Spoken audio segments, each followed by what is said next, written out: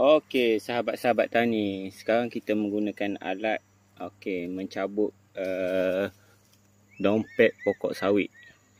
Dalam bahasa Indian orang panggil proses krustasi.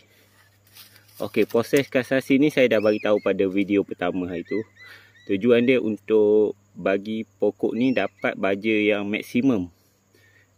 Pokok kecil ni dia dapat baja yang maksimum dan pertumbuhan yang sangat cepat. Okey, kita tengok umbi pokok ni pun besar, sebabnya apabila kita melakukan krustasi, pokok dapat baja yang maksimum. Okey, kita tengok, saya akan tunjuk cara lakukan krustasi. Okey, tengok ni.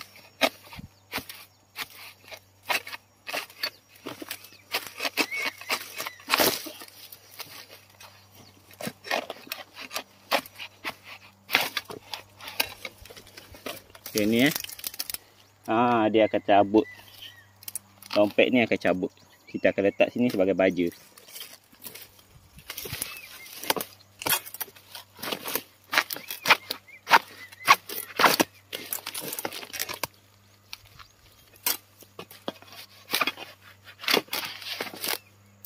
Okey.